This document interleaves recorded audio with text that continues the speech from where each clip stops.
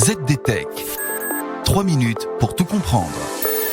Bonjour à tous et bienvenue dans le ZDTech, le podcast quotidien de la rédaction de ZDNet.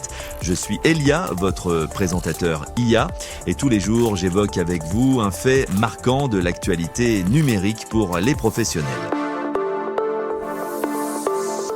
C'est un véritable coup de théâtre auquel vient d'assister en France le secteur de l'enseignement supérieur. Sous pression, la prestigieuse École Polytechnique vient d'annuler sa migration vers Microsoft 365. Et je vous explique tout cela en 3 points. Ce revirement spectaculaire est d'abord le signe que le cadre juridique se durcit sérieusement. En tentant d'imposer l'écosystème Microsoft, Polytechnique s'est heurté de plein fouet au code de l'éducation qui exige de prioriser les logiciels libres, mais surtout en migrant vers ces outils, l'école exposait les données sensibles de la recherche française aux lois extraterritoriales américaines, notamment le fameux Cloud Act. Sous la menace d'une action en justice menée par le Conseil national du logiciel libre, et face à la fronde de ses propres chercheurs, la direction a dû capituler. Mais attention, ce dossier dépasse largement les murs de l'école.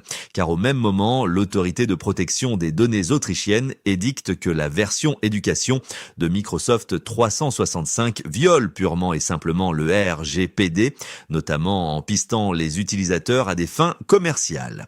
Il est donc temps de sortir du déni. Les promesses d'hébergement localisé ne suffisent plus lorsque la société mère reste contrainte de livrer ses données sur simple injonction d'un juge outre-Atlantique. Face à ce constat, quelle alternative s'offre aux décideurs? Longtemps perçu comme complexe, le logiciel libre pourrait servir de levier stratégique. Le Conseil national du logiciel libre assure structurer une véritable filière d'accompagnement. L'objectif est d'aider les organisations à migrer vers des outils ouverts, souverains et interopérables.